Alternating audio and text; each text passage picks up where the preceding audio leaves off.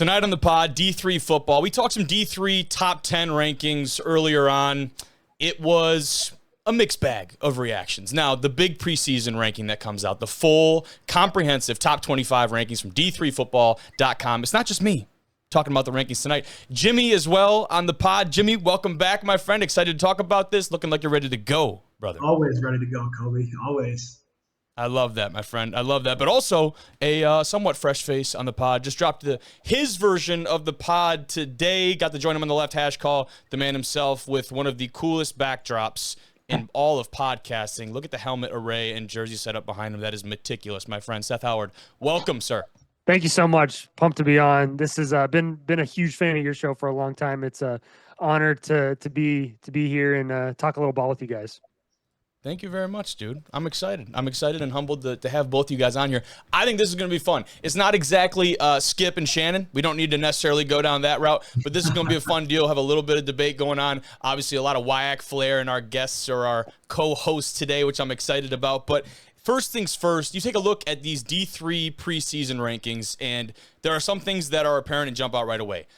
The first of which absolutely not being North Central and Mount Union coming in at number 1 and number 2. Those things I think are kind of givens at this point. We've come to respect these programs as teams that are perennial Stag Bowl type contenders. From 3 onward is where things start to get interesting, right? A lot of teams getting a lot of respect. Some teams getting very little to none. That's what we're here to talk about tonight, fellas. Any general takeaways, feedback from the D3 rankings before we jump into some of our topics? A lot of surprises. I mean, there's a few right off the bat. I mean, Mount Union having 1 vote, I think that does surprise me. I think North Central should have all 25 number 1 votes in my opinion, but otherwise, I mean, not a lot of surprises. Obviously, there's a few, 4-loss teams in there, which, does a 4-loss team belong in there? I don't know. I think the ones in there do, but I certainly think not a ton of surprises on my end. I would definitely agree with that. I definitely can see the point in that take. And I think the first thing to kick us off here, talking about some of the underrated squads. We'll talk about the North Centrals and the Mount Unions of the world a little bit later in the program. But I want to start things off with maybe the teams that aren't getting the love that we think they deserve coming off the rip. And I'll kick things off, fellas. Randolph-Macon, Yellow Jackets, a team that we've followed the last couple of years, coming at number 21 in this year's preseason rankings. Everyone knows it ain't about where you start, it's about where you finish. But this team in particular, you're coming off 2 deep playoff runs. And for me, consistency and turnover at a lot of positions is an important deal. It can't be overstated, especially for this Yellow Jacket squad. And the way that they did that, I think, is very impressive as well. They dominate the ground game on both sides of the ball. In the trenches, they've been able to win a lot of their games on the road or at home. They joined Mount Union, North Central, and Wartburg as the only programs to reach the round of 16 in 22, 23, and 24. That's elite company for Randolph-Macon. They deserve to be in this conversation. They get tested early on. Quality team in defense in Central College that we've posted about. I think a few times their defense is always at the forefront of the conversation in D3 football. But you pick up a statement win early on in the season like that. To me, going into ODAC play, I think they dominate the conference. I think they roll and give themselves a very good shot at getting an auto bid into the playoffs, and I'm really excited to see what this RMC squad does in 2025. I say that with confidence, fellas, because the last conference loss for this RMC team, they came in 2021 by 1 point to Washington and Lee. Since then, 44-3 in conference since 2018. Those type of numbers make me believe the ODAC is in for a lot more trouble than what they're used to. The offensive backfield, they lose some big production. Can the sophomore quarterback, Riley Justice, can he step up? How does the offensive coordinator, Nick McGee, keep the momentum rolling with some turnover at key positions? But I go back to it, man. Proof is in the pudding of this team. They've bounced back through turnover at some kind of key positions. I think Randolph-Macon poses a very big threat to whoever's in that region. I go back to that game against Johns Hopkins very recently in the playoffs and how they've gone toe-to-toe with some of the perennial powers in D3 football. Really excited about the Yellow Jackets. Yeah, another team that I have my eyes on is Wartburg at number 9. I know we're talking about underrated teams and overperforming teams, but I think Wartburg at 9 is still pretty low considering they're a perennial playoff contender making deep pushes year after year. They're ranked 5 in the preseason last year heading into the season, and they kind of withered away to 11 to 13 through the week 6 and later in the season. But they're always so tough, man. They give the WIAC lots of trouble in the playoffs too. Seth can probably attest to. I can certainly attest to that. It might be a chalky pick to call them potential overachiever, already starting out at 9. But just knowing that the culture that Coach Winter instills in the value of these Wartburg Knights, year after year, leading Division III in rushing defense, ranked nationally over the turnover margin, and bringing back the ARC Defensive Player of the Year is always good as well. And a really, really reliable front seven for Wartburg. Continue to stop the run and forcing turnovers would be crucial for them if they want to get past a team like Mount Union, North Central. These really, really elite caliber teams. They got Jimmy with the chalky pick. Yeah, very chalky, very chalky. Chalky, dude. And I go back to that game against North Central. You think Owen Grover and that linebacker core for this Wartburg team and how you couldn't necessarily stop Luke Lane in the offensive attack from North Central. They damn near got the closest to at least slowing them down. I think that, if I remember correctly, that's a national semifinal or national quarterfinal type of matchup very recently that I'm talking about. And memory's not perfect, but I remember watching those guys play. I remember the defensive side of the ball from that team over there in Iowa, and a team that, Seth, I think you're pretty familiar with as well. Absolutely. Yeah. No, these guys are always very, very tough to play. Played against them while I was at Simpson and coached against them this past year. I'm really interested to see what they do this coming year. Lost a lot of talent, lost a lot of depth on the offensive line. I'll be interested to see what their quarterback situation looks like, but they're always going to be tough. We had Quincy Griffith on the pod. He's a Wartburg alum now at the University of Drake, and he brought up a great point that staff has been there forever. They play a lot of their coaches played there, coached there, and it's been that way for a really long time. That staff doesn't move around a whole lot. They're going to be great on defense, and I don't care what time of the year they're playing. They're going to be hard to play against. They're gritty as hell. And you talk about quarterback situation. Tell me about a team that knows exactly what their quarterback situation looks like, my friend. We're talking about teams that are going to be overachievers this year. I'm going to pick none other than the University of Wisconsin River Falls. Oh, wow. I'm not sorry about the pick. I won't be sorry about the pick. You can find me later, Kobe. But at the end of the day, I'm a homer, and it's just fair to say. But if we're talking about overachievers, if I told you that the number 19 team in the country right now is going to eventually be in the top 10, the top 5, and make a playoff run, you wouldn't be surprised if I told you that was going to be the University of Wisconsin River Falls. You bring back 14 and Caleb Blaha, right? Oh, yeah. He's coming back from an injury. My sources tell me that he is healthy and he's ready to rock and roll, his sources being him, and they are ready to make a run. And as well, you bring back the leadership, Coach Walker, Coach Matheson, Coach Wiss. They're ready to rock and roll. And honestly, this is something you guys probably don't even know about. They bring back a receiver who didn't even play back here, who's probably, in my opinion, going to be one of the best receivers in the entire WIAC. Okay. His name is J.D. Hilton. He's coming for blood this year. And then the last piece, for sure, there's going to be some questions in that defensive backfield. You lose Aaron Borgerding, Mike Brown, Dylan Brown, who's got a Colts invite, and then Andrew Schumacher as well. And I think that's fair. I think those are fair questions to ask. But at the end of the day, Coach Wood, coaching the defensive backs, and Coach Wiss, they're going to get those guys ready to rock and roll. Top gun, baby. They ain't going anywhere. That is plastered everywhere in the facility. It's absolutely fantastic. And you talk about, from a perspective of yourself, no one has seen the inner machinations of Blaha's mind like you. And you've actually played a part in some of his development. Obviously, you're going to be humble here and say that it was a very tiny part. I'm sure he would say otherwise, right? You two being as close as you were and having played that role in his development, how we can talk from the homer's perspective here and the personal perspective, how gratifying would it be to see him go out and fulfill that potential that we know he has? Obviously, they got cut short last year due to injury. Talk about the expectation level for him and just maybe the freedom that I think he plays with in knowing what he's capable of. Here's the thing about Caleb. A lot of people will say what you want about what are his best traits, right? Some would say it's the athleticism. Some would say speed. Some would say experience within the offense. His number one trait is toughness. If you look at the amount of snaps that guy has played in the last 3 years, it's unbelievable. And that's not just because he doesn't get hurt. Obviously, we saw that. But for him to battle through what he's battled, he's an extremely humble human being. Like you said, I've worked with him quite a bit, but the work ethic, the work ethic that guy has. You asked what would it mean to see that guy, really his dreams come to fruition this year. It would bring a tear to my eye. I've seen a lot of As someone that's played with him, coached him, I believe in Caleb. I believe in what those guys are going to get done this year. I'm so excited to see what this season is going to bring to them, and I know that all of those guys are going to be ready to go, including Caleb. That's Iron Man, dude. That is freaking Iron Man under center. I think Logan Hansen put out a rating that said the most amount of snaps in like the last 15 years or something like that was Caleb. Is total dropbacks and rush attempts by him, and which would probably be pretty accurate. Wild.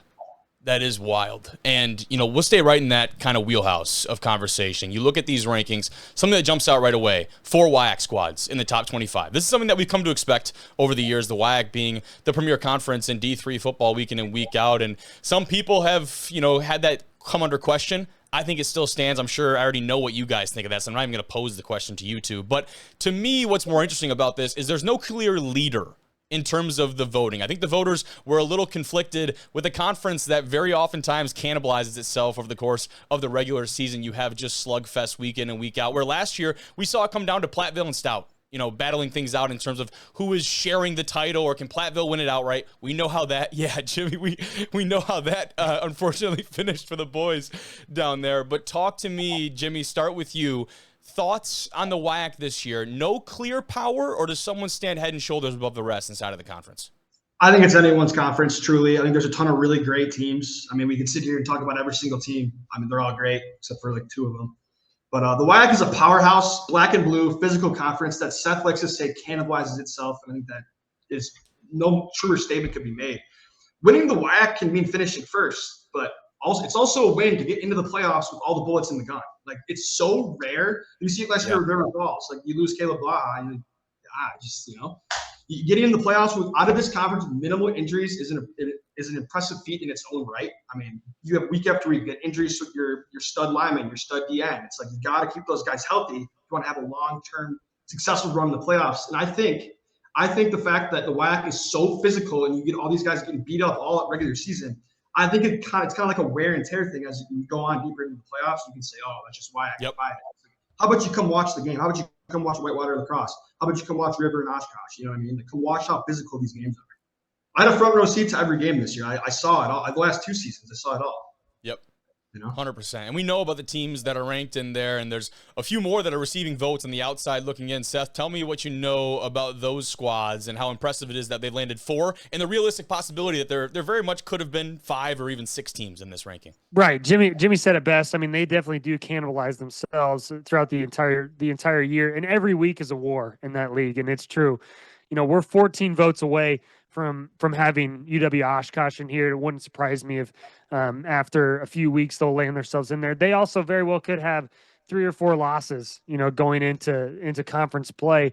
But honestly, yeah, there's no clear leader at this point. Like, you could say it's Lacrosse, but you could also say that it's River Falls. You could say it's Platteville. You could say it to any of these guys, honestly. Yep. But it's going to come down to who's going to be healthy at the end of the year, and that's a big question mark. You never know. I also think Stout being left off this list is absurd as well. I hate to say it, I truly do, but that team is insanely good. They're insanely good. You go to any other league with any of these teams, and they're going to dominate in any league. I truly believe that. If we look at the best teams around the country, they play football in Wisconsin. And ultimately, there will be 2 or 3 teams with 3 or 4 losses, but that's what you do when you play each other. Yeah, and something that's come under fire too recently is the playoff finishes from this conference, right? And I think a big piece of that, Jimmy, you touched on it, right? When you get into the playoffs and you're missing 2 or 3 of your top guys because they have just been beat to shit for the last 5 weeks, that's a tall ask right there, right? And so when you can get into the playoffs, and this is no discredit to a team like North Central, but you look at some of the stats of some of those guys and how they're able to maybe take some of those guys out at halftime or third quarter of these games, they're not having to endure some of that. That's more of actually a credit to North Central because they're able to put these teams away and put these opponents away in the first half and the third quarter. So I don't want to make that seem like any kind of disrespect whatsoever, just really the way that it is, right? And speaking of, not the cleanest transition I've ever made in my life, let's talk about some of those top dogs and those top 2 teams that come off right away. And I think to start things off, Jimmy, tell us about the defending Stag Bowl champions, a North Central team that will be without Luke Lanen, but still has a lot of things to look forward to in 2025. Okay, so obviously you lose Luke, but anytime you have Brad Spencer at the helm, you got a chance. They're going to bring in a ton of great quarterbacks in the portal, maybe even some freshmen are going to compete. Just a winning pedigree and stability on the coaching staff, as we've seen year after year. Just sticking to their identity of smash mouth football, establishing the run game and breaking the will of their opponents in the first half is what we've seen for decades, it seems. I mean, they're in the top of pass breakups, sacks, interceptions, turnover margin. And also, they have a really, really, really strong red zone defense, the bend don't break mentality, if you will. Again, a great front seven, really good linebackers, DBs. Like they're just loaded all around. Like I said earlier, anytime you have Brad Spencer at the helm, you got a chance. Straight up, he's just a dog. Like there's nothing else for it. He's just a leader of men. I like that. I think that's pretty well said, my friend. And their competition in the Stag Bowl a year ago, a team that, again, gets the media coverage because they deserve it. Mount Union, the Purple Raiders, very much will be back in the national conversation this fall. So every year Mount Union is going to be in this conversation, right? And this year's going to be no different. They bring back a bunch of guys who have played a ton of football. And I would say the stats back it up. Do you guys know how many games Mount Union has lost in the last 20 years? That's a great question. 15. I not know the answer to. They have played more seasons than they have losses by 5. And it doesn't take a mathematician to know that this team is going to dominate again in 2025. That is silly. And the deal is the players on that team know that they're going to win 11 games. The staff knows they're going to win 11 games. That's just what Mount Union, frankly, does. And now here's the question. Who's going to play quarterback for them? Frankly, I don't think it matters. But it doesn't really matter because at the end of the day, they're going to be the best team in that league, and they're going to be healthy because they don't play anybody. And really, they're going to go early on the year, actually, they do, now that I say that. They play Wheaton, who's going to be a good team. Now, don't get me wrong. And then they also are playing a team in Grove City who has. I was going to say, those first 2 weeks, they definitely get out of their comfort zone a little bit. Talking about the conference play, those 75 conference titles that they have early on is probably going to be their biggest test until they get into the playoffs, to be honest. But a lot of questions are still going to need to be answered here in the next 39 days as far as who their quarterback's going to be, who their number one rusher is going to be. But I'm excited for what the Purple Raiders are going to bring this year. Yeah, losing Echeverry is a big blow, and you go into that conference play, the lack of John Carroll on that schedule certainly helps and bolsters your argument. You talk about conference play. One team I will give credit to, though, a Marietta squad that I think will surprise some people going into this fall. They gave Mount Union a run for their money last year. If I remember correctly, that game was a lot more competitive than years past. They take on them in the second to last week of the season, I believe. Yeah, November 8th, they'll play Marietta. That's an away game for this Mount Union squad. And if Marietta takes care of business, that could have a lot of conference title implications on the line. Mount Union, very obviously favored in that matchup right off the get-go. A lot can change between week 1 and week 9 or whatever that looks like. So it will be a very interesting deal. But one more team that I think you wanted to touch on, Seth, in terms of one that made some noise this ranking cycle. One of the things about this team and Mary Hardin-Baylor is they are unbelievably talented, and they're going to reload each and every year. They definitely take advantage of the transfer portal more than other teams do. And having three losses going into the playoffs last year and ended up making it all the way to the quarterfinals, I think they're as hot as anybody going into 2025. Now, they do have 4 losses, and having played and coached against these guys, let me tell you, they are ridiculously good. And also, here's what I will say on top of that. They don't like to lose very much down there at UMHB. And a couple of 4-loss seasons back-to-back probably has Coach Harmon feeling a little uneasy, which is why I believe the Crusaders are due for a huge season.